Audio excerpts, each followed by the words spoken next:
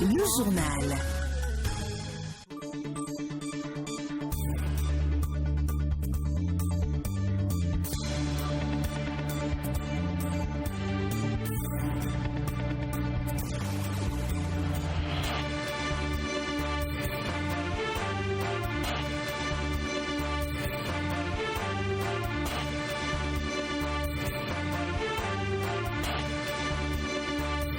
« 13h à Bétérou, un arrondissement de la commune de Tiaourou. C'est l'heure de la grande édition du journal Parler sur la 102.3 Diaspora FM. Nous sommes mardi 20 avril 2021. Mesdames et messieurs, bonjour, voici le sommet de ce journal.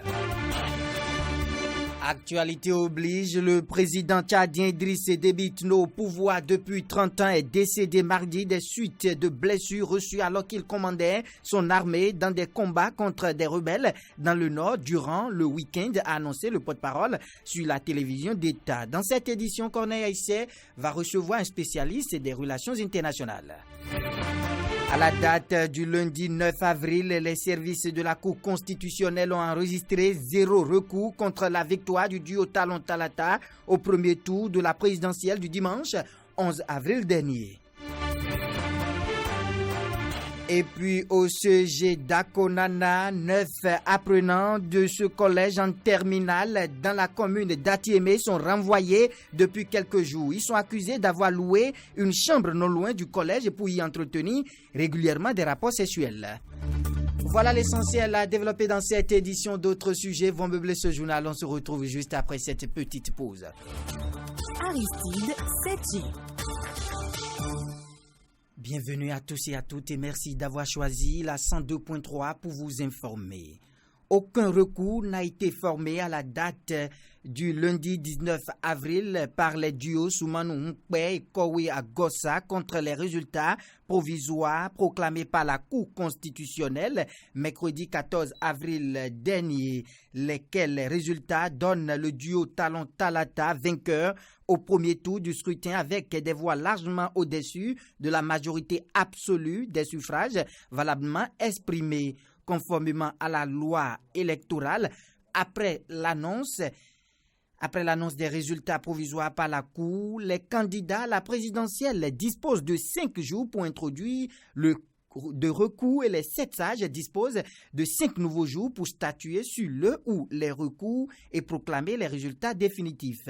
Dans le cas actuel, la haute juridiction, en l'absence de tout recours contre la victoire du duo Talon Talata dans le délai prescrit par la loi, confirmera sans doute la réélection du président Patrice Talon. On apprend que l'audience plénière spéciale au cours de laquelle les résultats définitifs de la présidentielle seront annoncés est prévue pour se tenir le mercredi 21 avril prochain. Elle l'avait annoncé durant la campagne électorale et c'est fait. Les populations du département du Zou ont tenu le pari de la participation au scrutin présidentiel du 11 avril. À la fin des opérations de vote, un fort taux de participation du plateau d'Abomey illustre l'engagement des populations. Dans les collines, c'est le même élan. Les électeurs sont sortis pour assurer leurs devoirs citoyens. Le préfet du département du Zou et des collines se réjouit de ce acte républicain de ces populations. Firmin Couton est reçu par téléphone. Mes impressions sont très bonnes. Je voudrais reconnaître le travail abattu par les uns et les autres, notamment les coordonnateurs de campagne pour le duo Talon Talata. C'est vrai, la participation, le taux de participation est l'un des plus forts dans tout le Bénin, en ce qui concerne le département du Zou et même du département des collines. C'est la surprise, ça. C'est ce que les gens ne disent pas. Le département qui, au départ, on pensait contre le président Patrice Talon, les actions du président Patrice Talon, non. Allez voir les taux, vous allez voir que le département des collines fait partie des départements qui ont participé assez fortement à la tenue des élections présidentielles du 11 avril 2021. Le calme est-il revenu totalement dans les communes de Banté et Savet, dont il a la charge?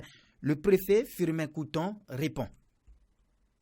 totalement. Il faut vous rassurer que la situation est maîtrisée totalement, le calme est revenu. Seulement, comme vous le savez, dans un état de droit, si vous faites ce que vous voulez, vous dites que vous jouissez de votre liberté et vous faites des choses, vous devez en être responsable. Vous faites des choses qui sont contre la loi, qui constituent une infraction à la loi, vous devez en être responsable. Il se pourrait que donc, dans ce cadre dans le cadre de la gestion des dossiers, que certaines personnes soient interpellées. C'est imaginer qu'on ait tiré à balles réelles sur les militaires, des personnes, les militaires, les policiers, des personnes qui sont venues pour maintenir l'ordre, pour dégager la voie, pour que les Béninois du Nord comme ceux du Sud, qui ont des préoccupations à faire valoir dans le cadre de leur droit d'aller et de venir, que des gens aient causé du tort à ceux-là, que la police et l'armée décident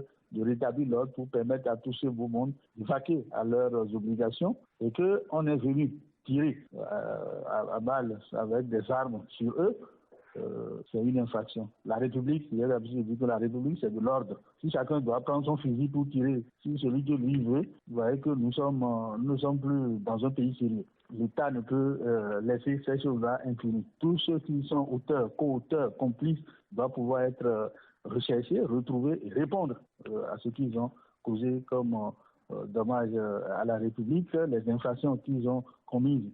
Et s'il y a des peines qui sont prévues par la loi, ils vont pouvoir en répondre et subir la rigueur de la loi. Demain, Couton, préfet des départements du Zou et des Collines.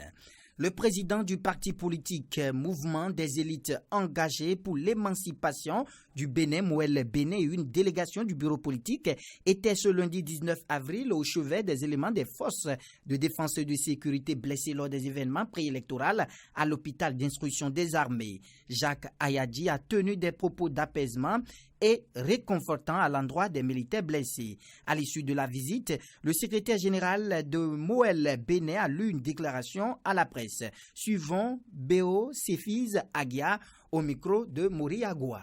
Le parti Mouvement des élites engagées pour l'émancipation du Bénin est venu compatir ce lundi 19 avril 2021 à la douleur des garants de l'intégrité de notre État et de notre sécurité collective atteints et humiliés par la furie meurtrière et barbare de gens sans foi ni loi.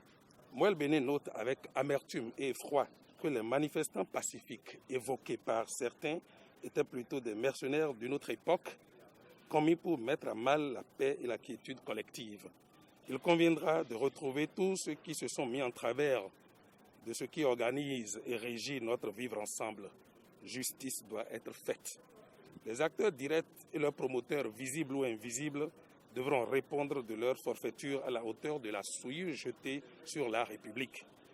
La survenue et la récurrence de ce genre d'événements malheureux, presque dans les mêmes localités, sont très déplorables et invitent les acteurs politiques de l'opposition radicale actifs dans ces régions à se remettre en cause. Le champ des luttes politiques ne doit pas se déplacer sur l'espace public avec les conséquences de troubles à l'ordre public, de destruction d'édifices publics et privés et surtout d'exposition des paisibles populations. Notre pays a, à plusieurs occasions, déjà dit non à ces élans qui sont en marge de la construction de l'État-nation. C'est cet héritage que nous devons préserver et transmettre à la postérité. C'est avant tout une exigence citoyenne et patriotique. On reste dans le département du littoral. Les victimes de l'incendie survenu le dimanche 4 avril au marché international d'Antokpa ont reçu la visite du ministre de la décentralisation et de la gouvernance locale dans la matinée de ce mardi 20 avril 2021. Accompagné du directeur général de la SOGEMA, Alassane Seydou est allé apporter le soutien du gouvernement aux sinistrés. Compte rendu signé Kano François Ngbrento. Dimanche 4 avril 2021, jour de Pâques où les chrétiens catholiques célébraient la résurrection du Christ, le secteur Podi du marché international d'Antokpa se consumait par le feu d'un incendie dont la source reste encore inconnue. Ce mardi 20 avril, le ministre de la décentralisation et de la gouvernance locale, Alassane Seydou, accompagné du directeur général de la SOGEMA, a visité le site du sinistre pour non seulement constater de visu l'ampleur des dégâts, mais aussi leur porter la nouvelle de ce que le gouvernement du président Patrice Talon réfléchit au réaménagement du site pour une reprise dans un bref délai de leurs activités. Le 6 déjà, une délégation gouvernementale était arrivée ici. Cette délégation était conduite par les ministres en charge de l'industrie du commerce et des affaires sociales. En tant que ministre de tutelle, nous sommes en train de préparer un compte rendu en bonne et due forme que nous allons présenter au gouvernement. Pour être sûr du contenu de ce compte rendu, j'ai tenu en tant que ministre de tutelle à venir ici en personne pour voir l'ampleur des dégâts et rencontrer les populations pour leur exprimer une fois encore la compassion du gouvernement et leur apporter aussi le soutien du gouvernement. Je crois que c'est un dossier qui préoccupe beaucoup tout le gouvernement et en particulier son chef. Après l'étude des mesures adéquates seront prises pour permettre aux usagers de reprendre leurs activités dans les meilleures conditions. Un geste fortement apprécié par les sinistrés qui l'ont exprimé à travers la voix de leur représentant Johnson Essou. Nous remercions le ministre qui est là ce matin parce qu'il a vu de ses propres yeux ce qui s'est passé sur le terrain. Nous remercions principalement notre DG. Le ministre est arrivé ce matin. Donc le message qui nous a amené, c'est que le président de la République qui est en train de faire tout, nous a promis de nous aider. Comme c'était passé, pour que nous retrouvions nos boutiques et nos magasins et pour que nous trouvions des moyens financiers pour encore continuer nos marchés. Que le Dieu Tout-Puissant soit avec eux et le Saint-Esprit leur inspire beaucoup de plus pour qu'ils fassent ce qu'ils nous ont promis ce matin. D'autres doléances ont été formulées par les victimes au ministre qui, à son tour, a fait des promesses. Il ne reste qu'à joindre l'ATS à la parole pour que le secteur Podi du marché international d'Andropa retrouve son ambiance habituelle. Merci à vous, Cano François Mbrintos. Cérémonie de remise des rapports sur la politique nationale des sports et la politique nationale des loisirs au ministère des Sports. Oswald Homeki, au ministre bien entendu des Sports, Oswald Homeki, ce lundi 19 avril 2021. C'était en présence des cadres du ministère et des présidents des fédérations. Le point avec Moriano Agua. Installé le 7 juillet 2020 sous la supervision de Julien Minanvoa, ce comité avait à charge l'élaboration des documents sur la politique nationale des sports et la politique nationale des loisirs. Dans sa prise de parole, le président du comité s'est dit fier d'avoir travaillé avec des membres compétents. Vous avez mis en place une équipe, on ne saurait plus que jamais, cohérente. Une équipe constituée de personnes vraiment de haute compétence et volontaristes. J'ai été fier d'avoir eu à travailler avec cette personnalité. Et devant vous, publiquement, je leur dis merci. L'ensemble des rapports comporte 4 livres sur lesquels est revenu le rapporteur général du comité. Le livre premier présente la forme d'organisation des activités physiques et sportives, énonce les rôles respectifs de l'État, des collectivités territoriales, des fédérations sportives, des ligues, des associations, des sociétés sportives et des organismes de représentation et de conciliation. Le livre 2, en désignant les acteurs sportifs, organise l'enseignement du sport et introduit les instruments de catégorisation des sportifs. Il formule le mode de gestion des associations de supporters et régule la santé des sportifs et la lutte contre le dopage. Le livre 4 évoque la question du financement du sport et renvoie à la prise d'une loi spécifique. Pour Oswald Homeki, le sport permet de révéler même les pays les plus pauvres. Selon lui, rien n'a été fait encore. Notre ambition n'est pas une ambition sous-régionale. Il y a bien des continents où certains pays, tout seuls, par leur sérieux, ont réussi à se hisser dans le concert des nations, bien qu'autour d'eux, il y ait des pays qui ne soient pas au même niveau. C'est la même ambition que nous avons. Faire du Bénin un pays d'Afrique, c'est vrai, ça ne changera pas, mais un pays d'Afrique qui tutoie les grands pays du monde, dans tous les domaines, et notamment dans le domaine sportif, où nous le savons, la bonne organisation, la rigueur, la méthode, la discipline la bonne planification des investissements donne forcément des résultats. Grâce à l'élaboration de ces documents, le Bénin dispose désormais d'une politique de gestion du monde sportif et de loisirs. Dans la commune d'Atiémé, 9 apprenants du CEG d'Akonana sont cités dans un scandale sexuel. L'affaire, déjà portée à la connaissance des responsables du collège, devrait être traitée cette semaine en présence des parents des mises en cause. Selon l'ABP, les apprenants auraient loué à l'insu de leurs parents à Akonana, localité abritant le collège, une pièce dans laquelle ils entretiendraient à la barbe des habitants des relations sexuelles. Selon le média, c'est un habitant de la zone dépassé par le désordre des apprenants qui s'est plaint à la direction du collège.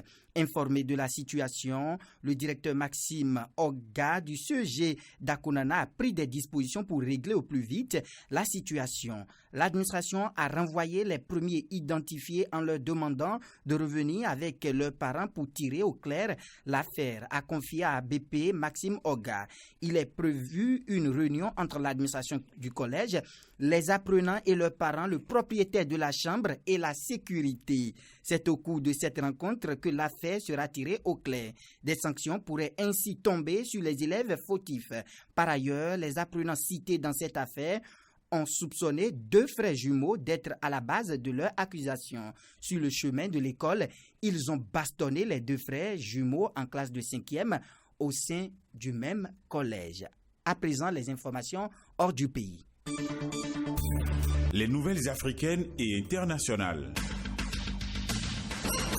Je vous le disais en titre, le président tchadien est mort. Idriss Déby Itno, au pouvoir depuis 30 ans, est décédé ce jour, mardi 20 avril, des suites de blessures reçues alors qu'il commandait son armée dans des combats contre des rebelles dans le nord, a annoncé le porte-parole sur la télévision d'État. Il dirigeait le pays depuis 30 ans.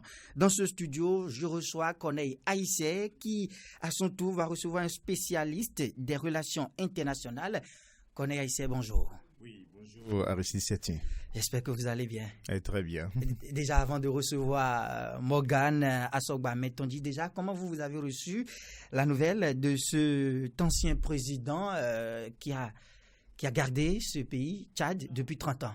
Ça a été une surprise pour tout le continent quand on sait que Idriss Déby, on ne l'annonçait pas en mauvaise santé, donc il était en forme. Idriss Déby qui donc devait être très investi dans les jours à venir pour donc un 6e mandat, étant donné que les élections ont eu lieu il y a environ 10 jours au Tchad. Alors donc ça a été vraiment une surprise aujourd'hui pour nous, en tout cas pour toute la communauté africaine, d'apprendre la mort de ce chef d'État qui a surtout œuvré pour donc la paix dans la région centrale de l'Afrique occidentale, puisqu'on connaît ses efforts dans la lutte contre le terrorisme dans cette région. Et justement, ça va être l'une des questions que nous allons poser tout à l'heure à Morgan Assogba Metonji, qui est déjà en ligne. Morgan, bonjour. Bonjour. Alors, Idriss Déby est décédé, donc ce mardi 20 avril, la nouvelle a surpris tout le continent. Que peut-on dire des décès de ce chef d'État africain? Alors là, vous avez un chef d'État africain qui part à un moment où certains acteurs, aussi bien externes qu'internes, diraient qu'il ne fallait pas qu'il parte.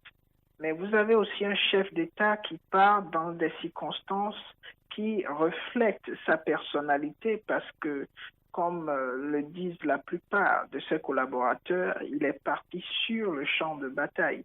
Et selon les informations, son décès est suite à des blessures qu'il aurait eues au niveau de la tête.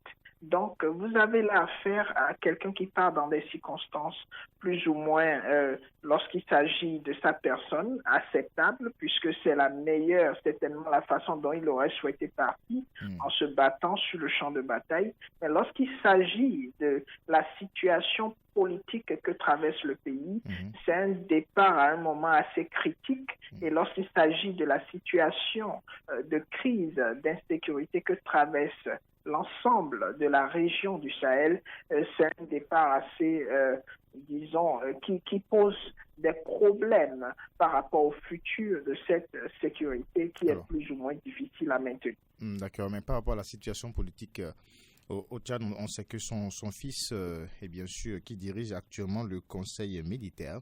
Et bien sûr, les membres de ce conseil ont promulgué la charte de transition. Est-ce que la transition n'a pas été trop vite amorcée ou les autorités tchadiennes au sein de l'armée ont voulu mettre en place une transition aussi rapide pour éviter certaines situations de crise? Oui, comment ça devrait être fait normalement? On pourrait comprendre le comportement du dispositif politique tchadien face à cette situation lorsqu'on l'observe sous deux angles. Il y a déjà l'angle politique et social qui fait que la mort d'Idriss Déby est carrément la mort d'un chef d'État et il semblerait, vu la suspension de la Constitution qui a été automatique, il semblerait que la Constitution tchadienne dans l'État ne permet pas de dire que faire lorsqu'une mort subvenait dans de pareilles circonstances. Donc, déjà, il y a un vide constitutionnel. Et lorsqu'il y a un vide constitutionnel, c'est la porte ouverte à ce qu'on pourrait appeler le chaos. Et il faut aussi dire que là, vous avez le pays qui était en train de subir une attaque rebelle. Et les rebelles se trouvant dans une situation où on se rend compte que le commandant en chef c'est une aubaine pour ces rebelles-là si d'aventure des dispositions n'étaient pas prises pour qu'on ait un nouveau commandant en chef afin que la stabilité et la sécurité puissent être maintenues dans la discipline de combat. Donc on comprendrait le comportement de l'entourage politique et stratégique d'Idriss Déby. Et on ne saurait dire que ceci a été fait à la va-vite. Mais quand même, le choix porté quand même sur l'un de ses fils, on parle d'un général à 4 étoiles à 37 ans, commandant de la garde présidentielle, Mahamat Idriss Déby. Est-ce que cela gage vraiment de ce qu'il faut mettre en place cette sécurité, cette stabilité? Alors, pour répondre à cette question, il faudrait quand même être assez proche du dispositif Idriss Déby, mais de loin et selon les observations que nous faisons, on pourrait comprendre ce choix puisque vous avez tout un système qui est conçu dans son fonctionnement ainsi. Si il s'avérait que le fils dont il est question est quelqu'un qui est resté suffisamment proche de son père et qui a eu à apprendre de la façon de faire et de gérer de son père, on pourrait comprendre que le choix se porte sur lui. Mais s'il s'avérait que, en dehors du simple fait qu'il soit le fils de son père, il n'est pas acquis suffisamment d'expérience et d'aptitude aux yeux de l'entourage stratégique d'Idriss Déby, alors on serait en train de se diriger vers une situation assez compliquée. Donc, tout va dépendre de la dynamique de discipline que vont s'imposer les membres de l'entourage d'Idriss Déby par rapport à cette situation et à ce choix qui est fait. Et nous ne souhaiterons pas assister à un cas plus ou moins similaire, même si ce n'est pas la même chose que ce qui s'est passé en Côte d'Ivoire, où après la mort du feu Houphouët-Boigny, on a été témoin des intentions de tout ce qui, dans un premier temps, les membres de son groupe. Donc on espère qu'au Tchad, on ne va pas assister à cela parce que si d'aventure on assistait à cela, eh bien on serait parti pour une situation assez compliquée. Alors, rapidement maintenant, un mot sur la lutte anti-terroriste ou anti-djihadiste dans ce milieu-là. Quel va être l'avenir maintenant après Déby? Alors, cette lutte est une lutte assez intéressante dans le... On a eu juste quelques on a déjà l'essentiel déjà de cette mort-là brutale du président tchadien Idriss Déby Itno. Tout le souvenir que j'ai de ce homme, moi personnellement, C'est l'amphi qu'il a laissé à l'université d'Abomey-Calavi. Idriss Déby Itno. Absolument. Mais il faut quand même relever le fait que Idriss Déby et son armée a pu jouer donc un rôle. Idriss Déby a ses capitales primordiales dans la stabilité. Rappelez-vous donc ces luttes contre Boko Haram, ces luttes contre les rebelles un peu partout, que ce soit dans la région du Sahel, mais également un peu plus proche de nous, également ici. Alors donc, ça mord certainement si le relais n'est pas à la taille, puisque on annonce que c'est son fils qui, pour le moment, va assurer la transition et mettre en place les autres structures un peu plus tard. Mais si le relais, si l'armée tchadienne distinguée l'année dernière par l'ONU pour donc sa prouesse en matière de lutte contre les djihadistes, si cette armée arrive à maintenir et bien sûr cette dynamique, on peut peut-être avoir un peu d'espoir. Mais dans le cas contraire, ça va être peut-être les jours à venir, la catastrophe dans cette région où les programmes mis en place, les cadres nécessaires définis, les stratégies définies pour lutter contre bien sûr ces terroristes-là, ne soient un peu ébranlés. Voilà. Merci beaucoup à vous, Corneille Aïssé. Je rappelle que vous êtes le secrétaire de rédaction du Diaspora FM. Merci pour votre participation. Alors, mesdames et messieurs, c'est la fin de cette messe de l'information pour le compte de la mi-journée de ce mardi 20 avril 2021. Mise en onde de Marc Fabrel Doigbe, présentation Aristide Setin. Mais avant de partir, retenez cette pensée de Jacques Audiberti. Je cite: un bon mari ne se souvient jamais de l'âge de sa femme, mais de son anniversaire toujours.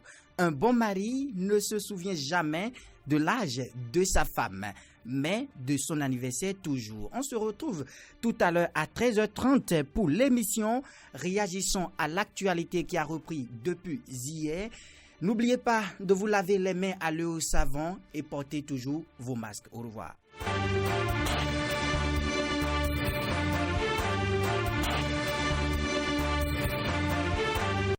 De l'éducation à la culture, de la culture à la politique, informons-nous sur Diaspora FM, la 102.3, la radio du développement local.